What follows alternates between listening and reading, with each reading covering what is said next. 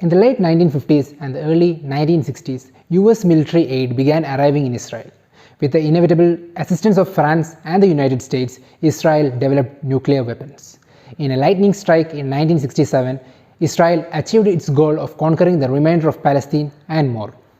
The June 1967 war, the Six-Day War, was another major event in the history of the Middle East.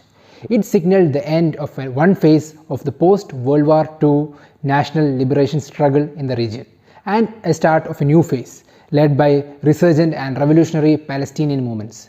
The 1967 Six-Day War convinced US leaders that Israel could be a highly effective weapon against the Arab liberation struggle, and therefore it should be supplied with unlimited quantities of economic and military aid. After a period of rising tensions and deepening radicalization in the Arab world, the Israeli military, using US equipment and intelligence data, launched coordinated strikes against Egypt, Syria, and Jordan on June 5, 1967.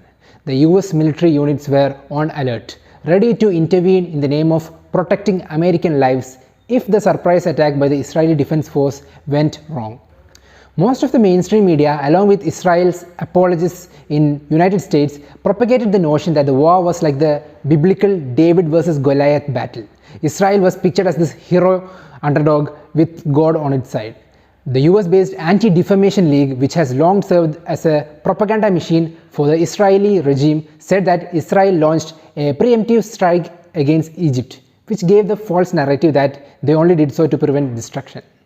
The extreme right-wing Israeli Prime Minister Menachem Begin himself exposed the lies of the so-called retaliation claims 15 years after the war. In a speech to the Israeli National Defense College, Begin said that they must be honest with themselves and that it was they themselves who decided to attack Egypt. It was not just Begin who exposed the lie. General Mattiyahu Palad, who was one of the Israeli commanders during the 1967 Six-Day War, told the Israeli newspaper Haaretz that the claim that Israel was fighting for its physical existence is a bluff and a lie. Even Israel's Minister of Defense at the time of the war, Moshe Dayan, while talking to the New York Times about the events leading up to the war, casually admits this truth.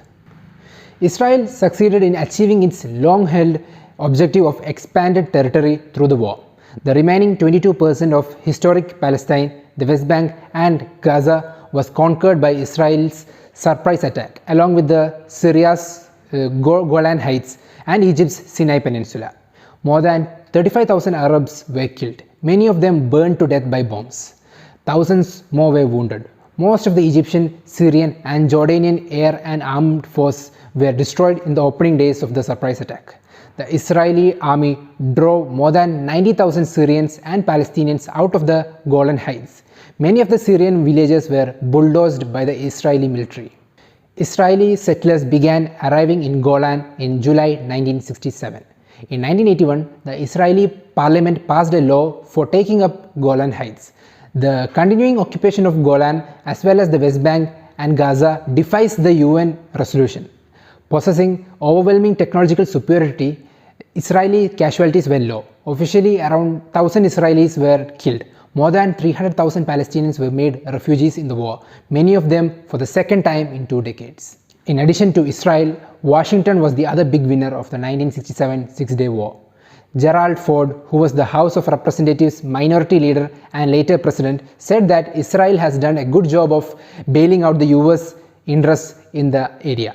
Ford meant that Israel had given a major blow to rising Arab nationalism in the Middle East at a time when the US military was preoccupied with the Vietnam War. The West Bank and the Golan Heights remain under Israeli occupation even today.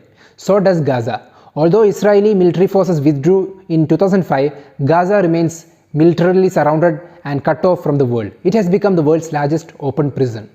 The 1967 Six-Day War signaled a definitive shift in the US-Israeli relationship. It also marked the beginning of a truly massive flow of US military and economic assistance to the Zionist state. Since then, Israel has received aid unlike that granted to any other country in the world. Shortly after the war, the Israel and Iran, which was then ruled by Shah Reza Pahlavi, who was assigned by US to do their bidding, became one of the enforcers of the counter-revolutionary Nixon Doctrine. The Nixon Doctrine outlined a strategy for control and policing of the Middle East that was premised on a US-Israel-Iranian axis. The doctrine was necessitated by the fact that more than 550,000 US troops were tied down in a losing war in Vietnam. Washington and Wall Street were extremely worried about revolution in the Middle East, a region of the world which is looked upon by the corporate interest as far more strategically important than Indochina. US aid to Israel increased exponentially from about 189 million in 1967 to 4.1 billion in 1971 to 14.3 billion in 1974 and 18 billion in 1979. Two-thirds of this amount was officially military aid. The astronomical military assistance, which included high-tech weaponry not available to any other state, enabled Israel to become the world's fifth-ranked military power despite its population of less than 9 million people. Even while unemployment and poverty levels in the US are skyrocketing as a result of repeated lockdowns due to the COVID-19 pandemic, Washington still found it essential to provide Israel with $3.3 billion in security assistance and $500 million for US-Israeli missile defense cooperation. The United States has given Israel a total of $146 billion in bilateral assistance and missile defense over the years. Israel has repaid this aid in many ways by doing the dirty work in the Middle East and other parts of the world for the US.